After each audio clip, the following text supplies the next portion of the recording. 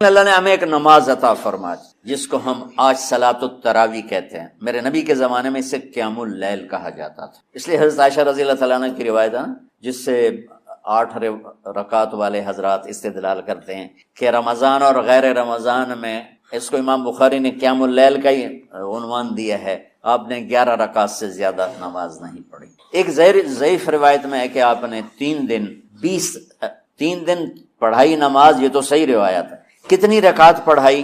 تو ایک ضعیف روایت میں ہے کہ 20 رکعت پڑھائی۔ اچھا، ضعیف روایت سے عبادت ثابت نہیں ہو سکتی حکم شرعی۔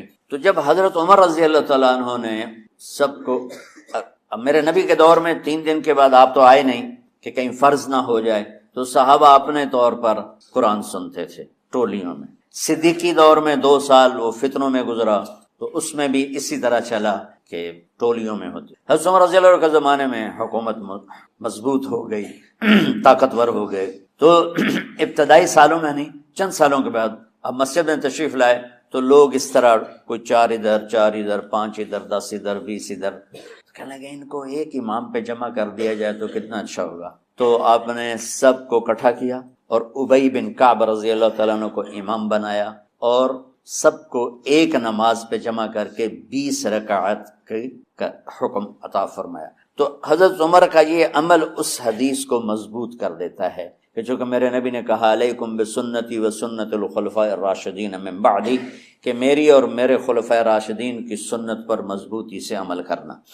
تو حضرت عمر کا جو 20 رکعت طے کرنا ہے، اگر ان کا اپنا اجتہاد ہے تو بھی ہمارے لیے عمل کے لیے کافی ہے، اور اگر ان کو یہ یاد ہے کہ میرے نبی نے 20 پڑھی تھیں تو اور زیادہ اچھی بات ہے۔ لیکن بہرحال جو 8 پڑھتا ہے ہمارا اس پہ بھی کوئی اعتراض نہیں، چونکہ وہ بھی حدیث کے ساتھ بات کرتا ہے، اور باقی پوری امت 20 پڑھتی ہے، ان پر بھی اعتراض نہیں۔ میں ایک جگہ سے گزر رہا تھا، نماز کا وقت ہو گیا، اہل حدیث کی مسجد تھی، میں وہاں نماز پڑھنے چلا گیا تو ایک بہت بڑا اشتہار لکھا ہوا تھا، 20 تراویح ثابت کرنے والے کو 5 لاکھ روپے انعام، کہ 20 تراویح، سینکڑوں سال سے امت کا عمل 20 تراویح آ رہا ہے۔ تراویح کا نام جو پڑھا، مجھے یوں لگتا ہے کہ اہل مکہ، یعنی اہل مکہ جو تھے نا، وہ 4 تراویح پڑھ کے ایک طواف کرتے تھے، تو وہ آرام کے لیے ہوتا، ترویحہ آرام، تھوڑی دیر کا آرام، تو 4 تراویح کے بعد ایک طواف کرتے تھے۔ وہ چھوٹا سا طواف 10 منٹ میں ختم ہو جاتا تھا، اور پھر 4 تراویح پڑھتے تھے، پھر طواف کرتے تھے، پھر 4 پڑھتے تھے، پھر طواف کرتے تھے۔ یہ صحابہ کے تھوڑے بعد کے دور کی بات۔ تو مدینے والوں کو پتہ چلا کہ مکے والے تو یہ کرتے ہیں، وہ کہنے لگے اساں کی کریے، انہوں نے کہا اسی 40 تراویح پڑھیں گے، 40 رکعت، وہ 40 رکعت پڑھتے تھے۔ تو نوافل میں کوئی سختی نہیں کہ بھائی 8 سے زیادہ نہیں پڑھنی، بدعت ہو جائے گی، اور 20 پڑھنا بدعت ہے، یہ سب جہالت کی بات۔ مجھے 8 پڑھ رہے ہیں یہ غلط ہے، یہ بھی حماقت کی بات۔ جو صحیح حدیث سے دلیل پکڑ کے کوئی عمل کرتا ہو تو بھائیو اس سے بحث نہ کیا کرو، مناظرہ نہ کیا کرو، یہ بہت نادانی والی بات۔ اور امت کا خلق، لاکھوں کروڑوں انسانوں کا ایک عمل پہ جمع ہونا، یہ بذات خود اس کی طاقت کی ایک دلیل۔ اور حرمین جب سے میرے رب نے، حضرت عمر نے 20 رکعت شروع کی، آج تک وہاں بھی ساری مساجد میں 8 رکعت تراویح ہوتی ہے، لیکن حرمین کی مسجد میں 20 رکعت، ادھر بھی ادھر بھی۔ اور یہ جو وہاں ختم قرآن پہ دعا نہیں مانگی جاتی، یہ کس کا عمل ہے؟ حضرت عثمان۔ حضرت عثمان نے اپنے دور خلافت میں تراویح پڑھانے والے سے کہا جب قرآن ختم کرو تو دعا کرنا۔ وہ کہنے لگے جی کیا دعا کروں؟ کہ جو تیرے دل میں آئے کرنا۔ تو ختم قرآن کی رات تراویح کی آخری رکعت میں من الجنت والناس کے بعد دعا کے لیے ہاتھ اٹھانا، یہ حضرت عثمان رضی اللہ تعالیٰ عنہ نے اس کو زندہ فرمایا۔ اور امام دعا کرتا تھا 1 منٹ 10 منٹ 20 منٹ جتنے بھی، اور پیچھے لوگ آمین کہتے تھے۔ وطر کی جماعت نہیں ہوتی تھی، وطر کو باجماعت حضرت علی رضی اللہ تعالیٰ عنہ نے شروع کی کہ وطر کو بھی باجماعت پڑھا جائے، تو یہ ان کی سنت ہے کہ وطر کو باجماعت پڑھا گیا۔ تو اب یہ لہٰذا یہ سارے سنت جو کام ان خلفاء راشدین سے ہوا وہ بھی سنت ہے۔ تو اللہ نے ہمیں ایک عبادت دے دی کہ میرا قرآن پڑھو اور سنو۔ پہلی امتوں کو تراویح کیوں نہیں تھی یا قیام اللیل کیوں نہیں تھا؟ کہ ان کو اپنی کتاب یاد ہی نہیں ہوتی تھی، وہ اپنی کتاب کے حافظ نہیں ہوتے تھے، وہ اپنی کتاب یاد ہی نہیں کر سکتے تھے، صرف نبی کو یاد ہوتی تھی۔ اللہ نے ہمارے لیے کتنا آسان کر دیا کہ 7 سال کے یہ چھوٹے چھوٹے بچے قرآن یاد کر رہے ہیں، 70 سال کا بوڑھا قرآن یاد کر رہا ہے۔ یہیں یہ مولوی یوسف صاحب کا ساتھی تھا، یا پتہ نہیں ان سے پہلے تھا، سلمان، مولوی سلمان، آج کل امریکہ میں ہوتے ہیں، ہماری ایک شاخ چلا رہے ہیں ماشاءاللہ۔ وہ شروع میں یہاں تھے، تو یہاں تراویح پڑھانے کے لیے ہمارے پاس حافظ کوئی نہیں تھا، وہ حافظ نہیں تھے، وہ صبح بیٹھ کے شام تک ایک سپارہ یاد کرتے اور رات عشاء کی نماز میں سنا دیتے۔ 30 دن میں قرآن یاد کر کے سنا دی۔ مطلب یہ سنی سنائی بات نہیں، ہمارے اسی حسنین، اسی ممبر اور محراب کی بات، کہ یہیں اسی مسجد میں انہوں نے صبح سے مغرب تک یاد کرتے تھے اور پھر عشاء میں کھڑے ہو کے سنا دیتے تھے۔ پیچھے ہوتے تھے لقمہ کوئی دینے والا شاید، لیکن بہت خوبصورت پڑھ کے ایک دن میں یاد کر کے سنا دیا۔ اور ایک مجھے نام بھول گیا کہ 3 دن میں قرآن یاد کیا، 10 سپارے ایک دن میں یاد کیے، 10 دوسرے دن میں یاد کیے، 10 تیسرے دن میں یاد کیے۔ وَلَقَدْ يَسَّرْنَا الْقُرْآنَ لِلذِّكْرِ فَهَلْ مِن مُدَّكِرٍ۔ تو اللہ تعالیٰ نے اس کو نصیحت کے لیے بھی آسان کیا ہے اور یاد کرنے کے لیے بھی آسان کیا ہے۔ کوئی کتاب پہلے یاد نہیں ہوتی تھی کسی کو، ماشاءاللہ تم میں کتنے حفاظ بیٹھے ہیں اللہ کے فضل سے۔ تو اللہ نے ہمیں رات کی نماز عطا فرمائی، اور چونکہ یہ ایک مشقت ہے تو میرے نبی نے کہا یہ رات کی نماز کے ہر سجدے پر 1500 نیکی لکھی جاتی، 1500 نیکی لکھی جاتی۔ اور اللہ تعالیٰ ہر سجدے پر جنت میں ایک محل بناتا ہے جس کے 60,000 سونے چاندی کے دروازے ہوتے، اور ایک درخت اس کے لیے لگاتا ہے جس کے نیچے 100 سال گھوڑا دوڑ سکتا ہے۔ تو رمضان کا اہتمام آپ رجب سے شروع فرما دیتے تھے۔ میرے نبی نے 9 رمضان دیکھے، 9 رمضان اپنی زندگی میں، 9 رمضان۔ 10ویں رمضان سے پہلے آپ اللہ کے پاس تشریف لے گئے۔ آپ کی زندگی میں روزے فرض ہونے سے آپ کی وفات تک 9 رمضان گزرے، اور میں قربان جاؤں اپنے نبی پر، اپنی امت پہ کیسی شفقت تھی۔ آپ سحری کھاتے تھے بالکل آخری وقت، ادھر بلال اذان دے رہا ہے اور ادھر آپ آخری لقمہ کھا رہے ہیں، اور ادھر سورج نیچے ہوا اور آپ کھجور منہ میں۔ ایک آدمی اوپر کھڑا ہوتا تھا، مدینے میں ہے تو وہ چھت پہ، گھر کی چھت پہ کھڑا ہوتا تھا، سفر میں ہے تو وہ کسی پہاڑی پہ کھڑا ہوتا تھا۔ جو ہی سورج کا کنارہ نیچے جاتا اب فوراً وہ کہتا یا رسول اللہ قد غربت، تو آپ کھجور منہ میں ڈال لیتے تھے، یا پانی، کبھی پانی سے افطار فرماتے تھے، کبھی کھجور سے افطار فرماتے تھے، کہ میری امت پہ بھوک کا وقت کم سے کم آئے۔ آج کل جو یہ ہمارے افطاری کے اوقات ہیں نا، یہ سورج ڈوبنے کے بھی 2-2.5 منٹ بعد کے ہیں، کہ احتیاطاً، ٹھیک ہے چلو احتیاط کر لو کوئی مسئلہ نہیں، لیکن اصل ہے ادھر چونکہ اب سورج ہمیں نظر ہی نہیں آتا ہے، اس طرح ہم گھرے ہوئے ہیں شہروں میں، دیہاتوں میں بھی اب اس طرح کا ماحول ہے کہ وہ نظر نہیں آتا ہے، تو بہتر کہ ادھر سورج غائب ہو، ادھر لقمہ منہ میں جائے۔ لیکن یہ تب ہے جب آپ نظر آ رہا ہو۔ اب جب آپ یہاں بیٹھے ہو حسنین میں تو یہاں تو کوئی سورج نظر نہیں آئے گا، یہاں تو منار ہی نظر آئے گا، تو لہٰذا احتیاط ٹھیک۔ ہمارے اہل حدیث بھائی وہ 2 منٹ پہلے ہم سے افطار کرتے ہیں، تو بڑی اچھی بات ہے کہ سورج کے غروب ہونے کا جو اصل وقت ہے اس کے ساتھ ہی افطار کرنا۔ اور سحری میں ایک واقعہ سناتا ہوں، آپ سحری کھا رہے تھے، بکرے کی سری پکی ہوئی تھی، تو مولا علی رضی اللہ تعالیٰ عنہ اور رباز بن ساریہ رضی اللہ تعالیٰ عنہ آپ کے ساتھ کھانا کھا رہے تھے۔ تو حضرت بلال ہے، یا رسول اللہ وقت ختم ہو گیا ہے، میں اذان دینے جا رہا ہوں، آپ برائے مہربانی کھانا پینا بند کریں۔ اور یہ کہہ کر چلے گئے۔ چھت، ایک انصاری عورت تھی، اس کے گھر کی چھت پہ چڑھ کے اذان دیتے تھے۔ چڑھنے لگے تو پھر واپس آئے کہ دیکھوں اللہ کے نبی نے کھانا چھوڑ دیا یا نہیں۔ آگے دیکھا تو وہ کھا رہے تھے۔ انہوں نے کہا یا رسول اللہ واللہ لقد اصبحت، یا رسول اللہ اللہ کی قسم سحری کا وقت ختم ہو گیا، صبح ہو گئی۔ تو آپ نے ہاتھ پیچھے کر لیا، کہہ رہے تیرا بھلا ہو بلال، ابھی وقت باقی تھا، تیرے قسم کھانے پر اللہ نے اس کو پہلے نکال دیا کہ تیری قسم کہیں جھوٹی نہ پڑ جائے۔ تو حضرت علی نے فرمایا کہ اگر بلال قسم نہ کھاتے تو جب تک میرے نبی کھاتے رہتے صبح صادق نہیں ہونی تھی۔ پھر اللہ نے ہمیں تراویح کی نماز دی جو کسی امت کو نہیں دی، ہمیں دی، ہمیں دی۔ ہمارے نبی نے 3 دن پڑھی، اس کے بعد چوتھی رات سب بیٹھے ہوئے، حتیٰ کہ سحری کا وقت ہو گیا، آپ نہیں آئے۔ پھر فرمایا صبح میں دیکھ رہا تھا تمہارا شوق و ذوق، لیکن میں اس ڈر سے نہیں آیا کہیں تم پہ واجب نہ ہو جائے۔ میں قربان جاؤں اپنے نبی کی محبت اور رحمت پر کہ میں چوتھے دن اس لیے نہیں آیا کہ تم پہ واجب نہ ہو جائے۔ اب آپ نے وہ کتنی پڑھی، اس کی تعداد کسی صحیح حدیث سے معلوم نہیں، ایک ضعیف حدیث میں آتا ہے 20 تراویح پڑھی آپ، لیکن حضرت عمر کا عمل اس تعداد کو متعین کرتا ہے۔ صدیقی دور میں تراویح لوگ پڑھتے تھے، ایک حافظ کے پیچھے 10، ایک کے پیچھے 20، ایک کے پیچھے 50، الگ الگ. عمر رضی اللہ تعالیٰ عنہ نے سب کو جمع کیا, ابی بن کعب کو امام بنایا اور 20 تراویح کو جاری فرمایا. اس دن سے لے کر آج تک حرمین 20 تراویح کے ساتھ روشن ہے, مزین ہے. چونکہ یہ اوکھی نماز تھی, اور خاص طور پر جیسی سحری ہم کھاتے ہیں, پہلے پکوڑے, اتو سموسے, اتو جلیبیاں, اتو کوئی کباب, کوئی پیس, اتو کوئی 7 اپ, ایس والی روح افزادی تباہی پھرنی, اور پھر پڑے ہوتے ہیں ہن ترابیاں کے میں پڑھی ہے. تو بندیاں طرح کھاتے آپ پہ ہی پڑھ سکنا, کھایا ہی ویشیوں کی طرح.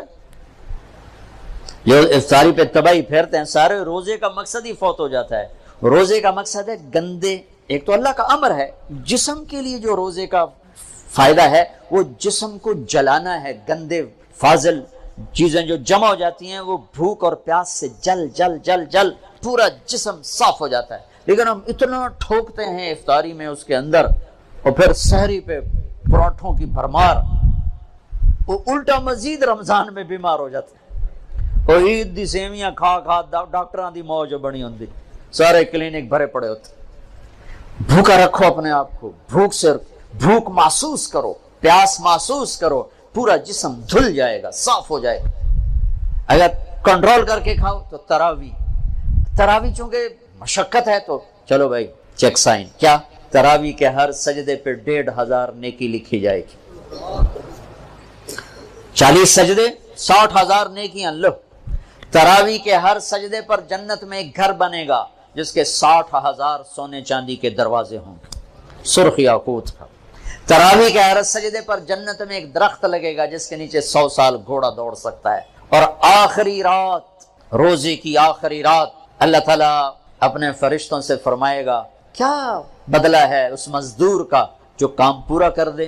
فرشتے کہتے ہیں اللہ اس کی مزدوری دے دی جائے. کہ پھر تم گواہ رہو رات کی تراویح اور دن کے روزے کے بدلے میں نے امت محمد کو معاف کر دیا, ان کے سارے گناہ معاف کر دیا. اور عید کی نماز پر فرشتے اترتے ہیں, گلیاں بھر جاتی ہیں, پکارتے ہیں چلو اپنے رب کی رحمت کی طرف. اور اللہ کہتا ہے آج جو دنیا کا مانگو گے تمہاری مسلط کو دیکھوں گا, جو آخرت کا مانگو گے سب کچھ تمہیں دوں گا, لیکن 4 آدمیوں کے بغیر, شراب پینے والا, ماں باپ کا نافرمان, رشتہ داروں سے توڑنے والا, لوگوں کے بارے میں کینہ اور بغض پالنے والا, اس کے علاوہ سب جاؤ جاؤ جاؤ. پھر ہم نے اعتکاف رکھا کہ اللہ سے دوست. نماز لا الہ الا اللہ محمد رسول اللہ, یہ کلمہ معرفت ہے, پہچان پیدا ہوتی ہے. نماز سے محبت پیدا ہوتی ہے, محبت. اور روزے سے عشق پیدا ہوتا ہے, چونکہ بھوکا پیاسا رہنا آدمی کو عاشق بنا دیتا ہے. عاشق ہوویں عشق کماویں, دل رکھیں وانگ پہاڑاں ہو, سہ بدیاں 1000 علامیں کر جانے باغ بہاراں ہو. منصور جائے چک سولی دیتے جڑے واقف کل اسراراں ہو. سجدیاں سر چائیں باہو توڑے کافر کہن ہزاراں ہو. عاشق سوئی حقیقی جڑا قتل معشوق دے مننے, سر نہ جوڑے تے مکھ نہ موڑے, بہمیں 100 تلواراں کھنے. سچا عشق حسین علی دباہو, سر دتے تے راز نہ بننے. بھوک پیاس عاشق بنا دیتی ہے. تو لا الہ الا اللہ محمد رسول اللہ پہچان, نماز محبت, روزہ عشق, اور حج دیوانگی. پھر حج کیا ہے؟ وہ عاشق ملاقات چاہتا ہے, اور عاشق کے لیے بن سنورنا تو شان عشق ہی نہیں, شان عشق میں دیوانگی ہی شان ہے. لہذا کپڑے اتار دے, 2 چادریں, ٹوپی اتار دے, عزت کی نشانی ہے. جوتا بھی اتار دے, پر چلو شاید کانٹے چبھیں, ایسا جوتا پہن جو برائے نام جوتا ہو, صرف تیرے تلوے کی حفاظت کرے. ایسا جوتا برائے نام, خوشبو نہیں لگانی, کنگھی نہیں کرنی, جوئیں پڑ جائیں نہیں مارنی, بیوی کو نہیں دیکھنا. بس اب میرا عاشق بن کے آ, تیرے کوچے اس بہانے مجھے دن سے رات کرنا, کبھی اس سے بات کرنا کبھی اس سے بات کرنا. یہ طواف کی حقیقت ہے. طواف بھی تو عبادت کی شکل تو کوئی نہیں, عبادت تو یہ تو عبادت کی شکل ہے. سجدہ رکوع, اور طواف میں احرام باندھا ہوا, پکار رہے ہیں, چیخ رہے ہیں, اور چکر لگائے جا رہے ہیں. چکر لگائے جاؤ بھائی, کیا کر رہے ہو؟ یہ ڈھونڈ رہا ہے. اونچے کوٹھے تے چڑھ دیکھاں, ابھا دیکھاں لمحہ دیکھاں, ڈٹھی دل کو دیواں ٹیکاں, سجن مل سم کے مر پوساں. یہ وہ ہے ابھا دیکھاں لمحہ دیکھاں, خواجہ غلام فرید. طواف کیا ہے؟ عشق کی انتہا ہے. کدھر ہے میرا محبوب, کدھر ہے, کدھر ہے, کدھر کدھر. جنید بغدادی رات کو طواف کر رہے تھے اندھیرے میں، ایک لڑکی طواف کر رہی تھی اور شعر پڑھ رہی، اب الحب ان یخفا وکم قد کتمتہ فاصبح عندی قد اناخ وطنبا اذا اشتد شوقی ہام قلبی بذکرہ وان رمت قربا من حبیبی تقربا۔ میں نے محبت کو بہت جھٹکا، بڑا دامن بچایا، بڑی جان چھڑائی، پر محبت نے ڈیرے ڈال دیے، خیمے گاڑ دیے، تنابیں کس دی، مجھے بے بس کر دیا۔ میں اس کے عشق میں مر گئی، میں اس کے عشق میں جیتی ہوں مرتی ہوں، نظر آتا ہے تو جی اٹھتی ہوں، نہیں نظر آتا تو مر جاتی ہوں۔ جنید بغدادی جیسا عارف باللہ دھوکہ کھا گیا۔ وہ لڑکی کیسی بدتمیز ہے، بیت اللہ میں کیا کہہ رہی ہے، تو وہ دیکھ کے ہنس پڑی۔ لولا التقى لم اهجر عن طيب الوسن، جنید میرے اشعار کا مطلب غلط نہ سمجھ، جس کے عشق میں تو آیا ہے اسی کے عشق میں میں یہاں آئی ہوں۔ پھر کہنے لگی یہ تو بتا تو کس کا طواف کر رہا ہے؟ جنید کہنے لگے بیت اللہ کا، تو زور سے ہنس پڑی، یوں آسمان کی طرف نگاہ دوڑائی کہ میرے مولا یہ تیرے کیسے دیوانے بندے ہیں جو تجھے چھوڑ کر پتھروں کا طواف کرتے ہیں۔ جنید بغدادی غش کھا کے گر گئے، ہوش آیا تو لڑکی جا چکی تھی۔ کلمے سے پہچان، نماز سے محبت، روزے سے عشق اور حج میں ملاقات۔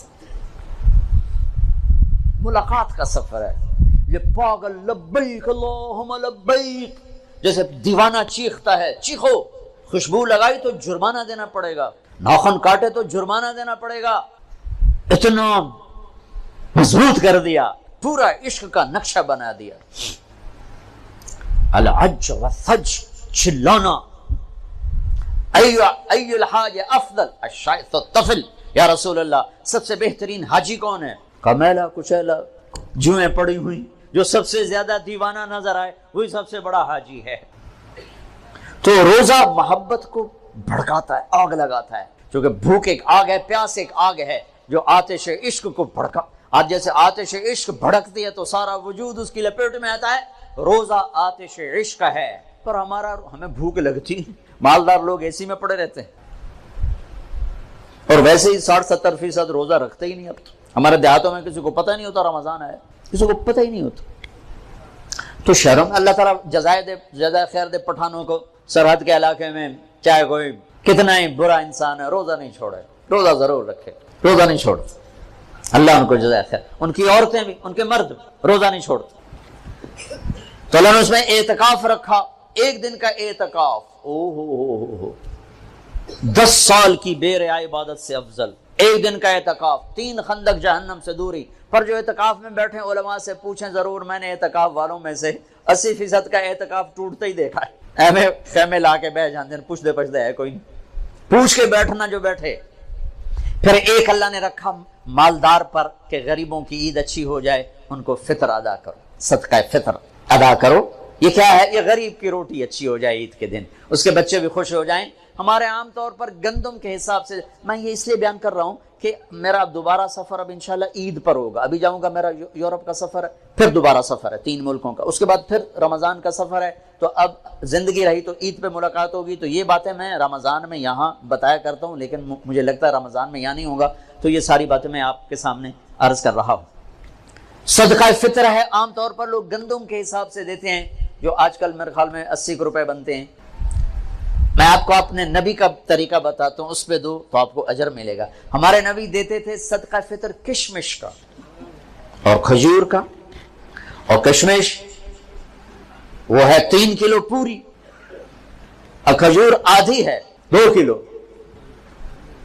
گندم، اور کشمش ہے 3 کلو، تو 300 روپے تقریباً کلو ہے کشمش جو اچھی ہوتی۔ ایک آدمی کا صدقہ فطر 1000 کے قریب بن جاتا، یا کھجور کے حساب سے دو تو کم از کم ایک آدمی کا صدقہ فطر 300-400 روپے بن جاتا ہے۔ تو ایک گھر میں 4 افراد ہوں، اگر ایک وہ کشمش کے حساب سے تو 4000 روپے جس گھر میں جائے گا وہ اندر سے دعا نکلے گی، تو اور 4 آدمی 80 کے حساب تو 320 روپے، اس تو شکریہ بھی نہیں آخر۔ آج ہم راستے میں تھے تو وہ ایک فقیر آ گیا چھوٹے سے قد کا، تو میں نے بیٹے سے کہا کہ تیرے پاس کوئی 500 روپے ہے؟ کہنے لگا نہیں، نکالا 100 روپے۔ میں کہا پتر 100 روپے نال دعا نہیں نکلنی، 1000 دے دے۔ میں نے تو کو 1000 دیا تو اس نے یوں ہاتھ کھڑے کیے. میں کہا ویکھیے یہ 1000 دا لگ گیا دھکا, یہ ہاتھ 1000 تو بغیر اتنے نہ جا سکتے. تو اصل تو دعا ملے اندر سے, دعائیں کروائی نہیں جاتی, دعائیں لی جاتی ہیں. حضرت ابھی دعا کرو, حضرت ابھی ہاتھ اٹھاؤ, ہمیں حضرت دا دل ہوئے نہ ہوئے ہونے ہاتھ اچھا ہوں تو او دی نہیں سنی ہم نے تیری کی تو سنی. کیونکہ دعا تو اندر کی کیفیت کا نام ہے, الفاظ کا نام دعا نہیں ہے. اور یہ سرحد میں تو پٹھان سر چڑھ جاتے ہیں, دعا کوا دعا کوا, ابھی ہاتھ اٹھاؤ. اور میں نے وہاں دیکھا وہاں رواج ہے, چل ہو گئی دعا. جو اللہ سے مذاق ہے, دعا تو فریاد کو کہتے, فریاد فریاد فریاد کرنا سیکھ لو, تمہاری سب سنے گا. تو صدقہ فطر دو کشمش کے حساب سے, تو غریب کی دعا لگے گی. نہیں دل کرتا چلو گندم کے ساتھ کھجور کے حساب سے دے دو, زیادہ ہی دل گھبراتا ہے پیسہ دینے میں, چلو کھجور کے گندم کے حساب سے تو دو, گندم کے حساب سے تو دو. اور یہ اللہ کے راستے میں جا رہے ہیں, دیکھو ساری آسمانی کتابیں رمضان میں اتری. یکم رمضان کو ابراہیم علیہ السلام پہ صحیفے اترے, 2 رمضان کو عیسیٰ علیہ السلام پر, موسیٰ علیہ السلام پر تورات اتری, 6 رمضان کو داؤد علیہ السلام پر زبور اتری, 12 رمضان کو یا 18 کو عیسیٰ علیہ السلام پر انجیل اتری, اور 21 رمضان کو ایک روایت کے مطابق اللہ کے نبی پر قرآن اترا. سارا آسمانی علم رمضان میں آیا ہے, رمضان میں. اور رمضان سے وحی کا سلسلہ شروع ہوا اور دعوت کا سلسلہ شروع ہوا. تو آپ اللہ کے راستے میں جا رہے ہو, آپ کا رمضان گھر میں ساری رات نفل پڑھنے والے, سارا دن مصلی پہ بیٹھنے والوں سے بھی آپ کا رمضان قیمتی گزرے گا, کہ آپ کے سونے پر بھی وہ اجر ہے جو گھر میں نفل پڑھنے والے کو بھی نہیں مل سکتا. امت کو دعوت کا کام ملا تو اس کے اعمال کی طاقت بڑھا دی گئی, اس کے اعمال کا اجر بڑھا دیا گیا. تو بھائیو ابھی شعبان ہے, تو شعبان میں بھی ایک رات ہمیں ملی ہے. ہاں یاد آ گیا, 15 شعبان کی رات. ہمارے نبی شعبان میں روزے بہت رکھتے تھے. ہم عائشہ نے پوچھا آپ اتنے روزے کیوں رکھتے ہیں؟ کہ اس میں ایک رات ہے جس میں عمل اللہ کی بارگاہ میں پیش کیا جاتا ہے. میں چاہتا ہوں جب میرا عمل پیش ہو میں روزے سے ہوں. 15 شعبان کی رات جس دن اعلان ہوتا ہے, آئے ہوئے ہوئے, ویسے تو اللہ کو سب کچھ لکھا ہوا ہے, لیکن فرشتوں میں اعلان 15 شعبان کو ہوتا ہے, یہ ہوگا, یہ ہوگا, یہ مر جائیں گے. تو اوپر ان کا نام مردوں کی فہرست میں ہوتا ہے, نیچے وہ زندہ ہوتے ہیں. فرشتے ان کو دیکھ کے ہنستے ہیں کہ کیسا بے وقوف ہے, اوپر موت کے فیصلے ہیں, یہاں لڑائیاں کر رہا ہے, جھگڑے کر رہا ہے, سود کھا رہا ہے, رشوت لے رہا ہے, زنا کر رہا ہے, جھوٹ بول رہا ہے, جوئے کھیل رہا ہے, قتل کر رہا ہے, ڈاکے ڈال رہا ہے, اوپر موت کا فیصلہ ہو چکا ہے. تو ایک 15 شعبان کی رات اس کا آپ روزہ رکھتے تھے. اس کے لیے کوئی مخصوص عبادت کو نہیں. ہمارے پنجاب ہمارے پاکستان میں بہت عجیب و غریب, لیکن بہرحال جو بھی عبادت کرو جتنی کرو ٹھیک ہے, لیکن کوئی مخصوص عبادت اللہ کے نبی کی طرف سے منقول کوئی نہیں. رات ضرور ہے, اور اس رات بھی میرے نبی نے فرمایا اللہ 15 شعبان کی رات اپنے بندوں پہ نظر دوڑاتا ہے, 2 کے سوا سب کے لیے معافی کا اعلان کرتا ہے, ایک مشرک اور ایک کینہ پالنے والا, جو میں پہلے بیان کر چکا ہوں. ایک مشرک اور ایک کینہ پالنے والا, یعنی کسی کو نقصان پہنچانے کے منصوبے بنانے والا, کا ان 2 کے علاوہ اللہ تعالیٰ باقی سب کو معاف کرتا ہے. اور اللہ کہنا اللہم بارک لنا فی رجب و شعبان, یا اللہ ہمارے رجب اور شعبان میں برکت عطا فرما, وبلغنا الی رمضان, اور رمضان ہمیں نصیب فرما. یہ اللہ کا نبی دعائیں مانگنا شروع فرمایا دیا کرتے تھے.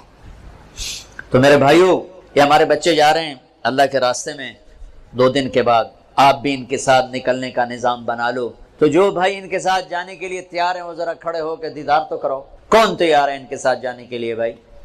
جس علاقے سے بھی آئے, جہاں سے بھی آئے ہو ذرا کھڑے ہو کے دیدار کرا دو. نام نہیں لکھیں گے, ٹائم زیادہ ہو گیا ہے, دیدار کرا دو بھائی.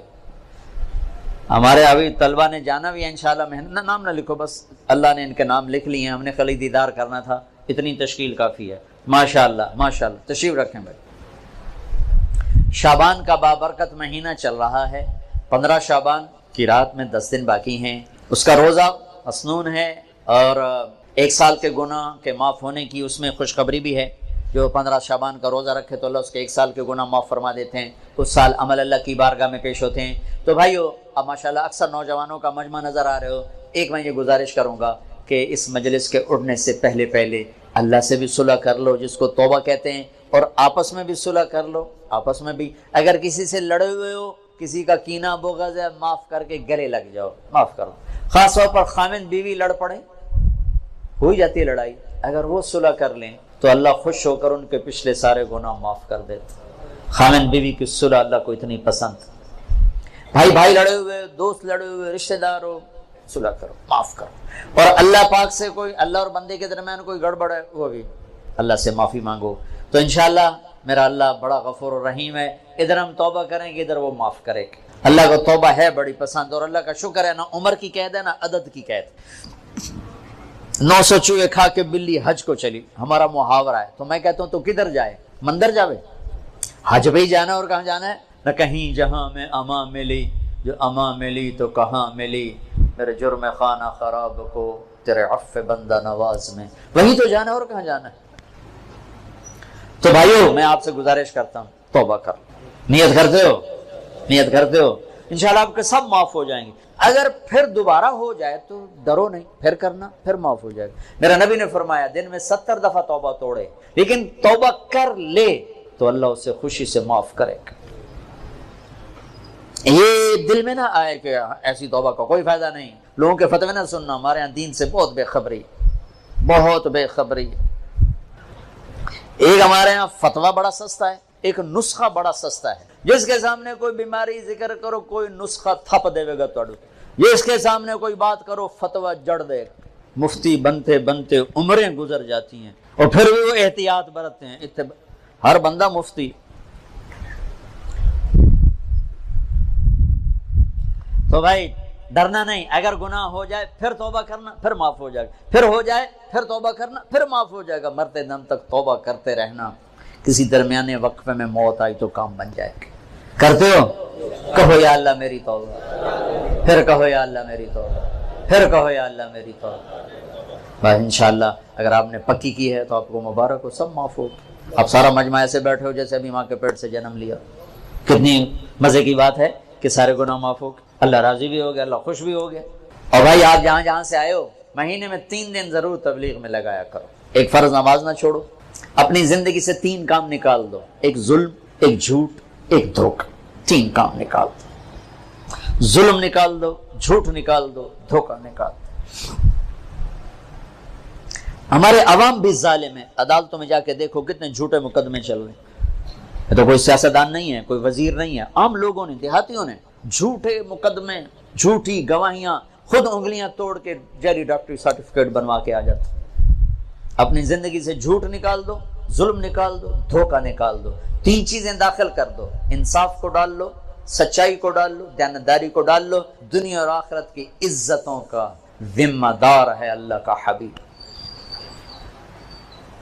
فرائض کی پابندی کرو، کبیرہ گناہوں سے بچو، ہو جائے توبہ کرو۔ ماں باپ زندہ ہیں راضی کرو، بیوی کے ساتھ حسن سلوک کرو، بچوں کو حلال کھلاؤ، حرام نہ کھلاؤ، جھوٹ کا، رشوت کا، بددیانتی کا، خیانت کا، ملاوٹ کا پیسہ نہ کھلاؤ۔ یہ زہر ہے جو بچوں کے اندر جا رہا ہے۔ حلال کھلاؤ، مطمئن ہو جاؤ، اللہ انہیں پالے گا، انہیں سنبھالے گا۔ اور جہاں سے آئے ہو مہینے میں 3 دن تبلیغ میں لگاتے رہنا، ٹھیک ہے؟ کرو گے نا نیت؟ پھر جب اللہ ہمت دے 4 مہینے بھی لگا لینا، چلہ بھی لگا لینا۔ درود شریف پڑھو۔ اللہم لک الحمد